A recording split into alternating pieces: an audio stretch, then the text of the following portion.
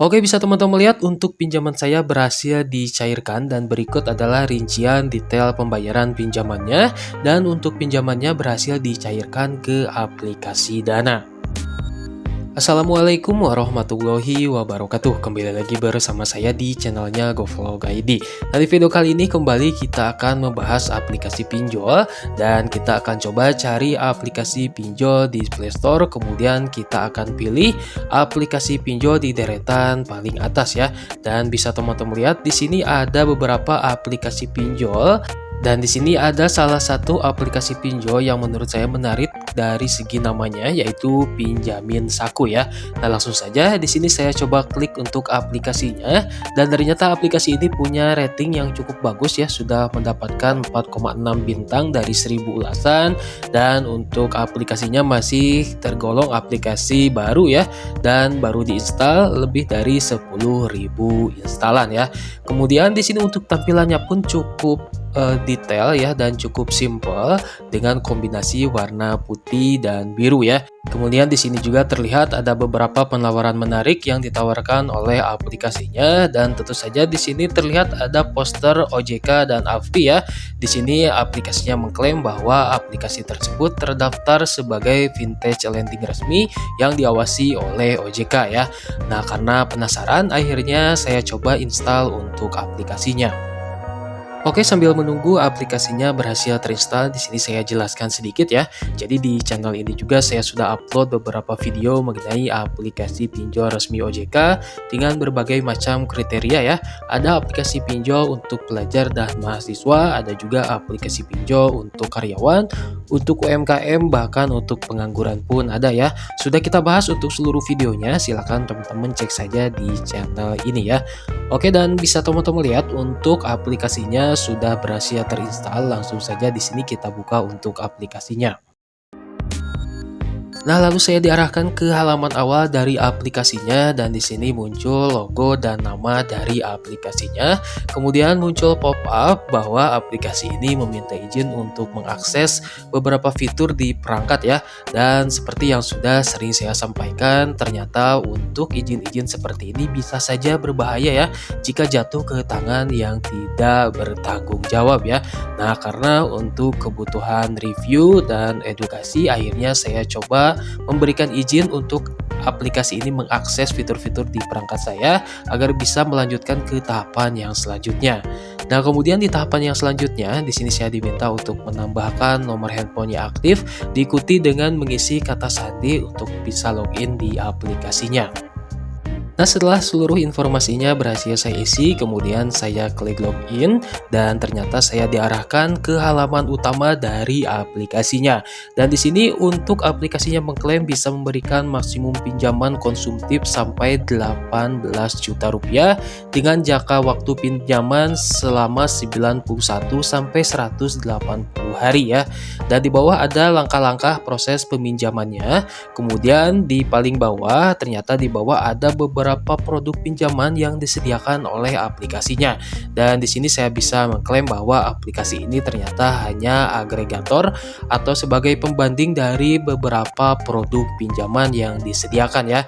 Dan di bawah ada 3 produk pinjaman dan saya akan coba salah satu produk pinjaman dengan tenor yang paling panjang yaitu selama 180 hari ya.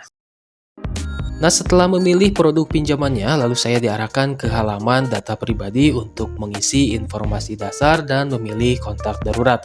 Nah, untuk informasi dasar di sini hanya ada 2 poin saja, yaitu untuk status pernikahan, kemudian untuk status pendidikan. Nah, untuk status pernikahan saya memilih sudah menikah dan untuk status pendidikan saya pilih SMA saja. Kemudian untuk kontak darurat di sini kita hanya menambahkan 2 kontak darurat yang wajib ya dan langsung mengambil dari kontak yang ada di handphone ya. Karena di awal tadi sudah kita izinkan untuk aplikasinya bisa mengakses kontak yang ada di smartphone kita ya. Nah, jadi teman-teman boleh menyiapkan 4 atau minimal 2 kontak darurat di HP ya yang biasa teman-teman gunakan untuk mendaftar di aplikasi pinjol. Dan selalu saya pastikan untuk kontak yang saya daftarkan di aplikasi pinjol, mengetahui kontaknya didaftarkan di aplikasi pinjol ya. Dan biasanya memang bukan untuk penagihan, melainkan hanya untuk konfirmasi atau verifikasi saja. Nah, lalu saya diarahkan ke halaman informasi rekening bank dan di sini ada banyak sekali pilihan bank yang bisa saya gunakan untuk pencairan pinjamannya. Nah, selain Bank Himbara, di sini juga ada beberapa bank swasta dan bank digital yang bisa kita gunakan untuk pencairan pinjamannya. Dan pastikan untuk akun bank yang teman-teman daftarkan di aplikasi pinjol untuk nama kartu banknya sama dengan nama yang tertera di IKTP ya yang didaftarkan di aplikasi pinjolnya. Nah, kemudian kita masuk ke tahapan yang selanjutnya yaitu untuk verifikasi identitasnya. Nah, yang pertama teman-teman harus mengambil foto IKTP-nya terlebih dahulu. Nah, lalu setelah berhasil untuk mengambil foto IKTP-nya, untuk langkah selanjutnya yaitu melakukan foto selfie ya. Dan silahkan teman-teman ikuti arahan atau petunjuk dari aplikasinya sampai proses verifikasi untuk kedua datanya berhasil ya. Nah, lalu setelah saya berhasil untuk melakukan verifikasi identitasnya, kemudian di sini muncul pop-up bahwa untuk pendaftaran saya berhasil dan di sini saya diminta menunggu selama 24 jam dan di sini untuk keterangannya staf kami akan menghubungi Anda untuk proses verifikasi data. Mohon agar ponsel Anda dalam kondisi aktif untuk memperlancar proses pengajuan pinjamannya. Nah, setelah saya melakukan review dari awal pendaftaran, dari awal install aplikasinya sampai ke tahap ini, ada beberapa poin yang menurut saya ada kejanggalan ya. Seperti untuk aplikasi ini ternyata aplikasi agregator atau pembanding dari berbagai macam produk pinjaman. Dan setelah kita lihat tadi untuk beberapa produk pinjamannya untuk nama-namanya sedikit tidak familiar ya, seperti tidak terdaftar di OJK. Dan sebagai contoh produk pinjaman yang tadi saya ajukan yaitu namanya pinjaman 24 jam, tentu saja setelah saya cek tidak terdaftar di OJK ya untuk pinjamannya.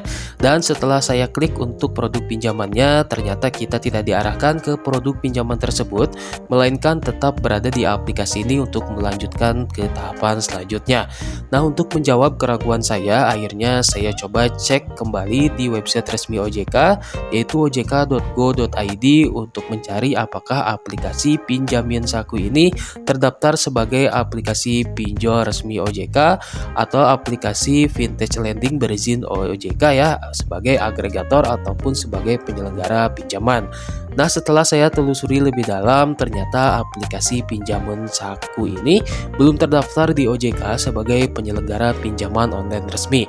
Artinya aplikasi ini tidak berada di bawah pengawasan otoritas keuangan dan besar kemungkinan termasuk dalam kategori pinjol ilegal. Nah, meskipun kelihatannya menjanjikan proses cepat dan mudah, tapi aplikasi seperti ini biasanya menyimpan risiko besar ya. Mulai dari bunga dan potongan yang tidak transparan hingga akses berlebihan ke data pribadi pengguna, bahkan bisa saja terjadi penyalahgunaan data seperti kontak, galeri, atau lokasi. Makanya saya sangat menyarankan untuk hindari dulu penggunaan aplikasi ini, apalagi kalau sekedar coba-coba ya. Lebih baik cari pinjol yang benar-benar terdaftar resmi di OJK supaya lebih aman dan jelas jika terjadi masalah di kemudian hari.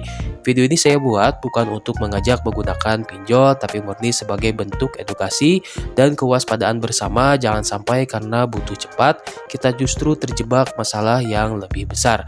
Nah, kalau kamu pernah coba aplikasi serupa atau punya pengalaman menarik lainnya, bisa banget tulis di kolom komentar biar jadi pelajaran buat yang lain juga. Nah, sampai ketemu di video selanjutnya dan tetap waspada dalam urusan keuangan. Wassalamualaikum warahmatullahi wabarakatuh.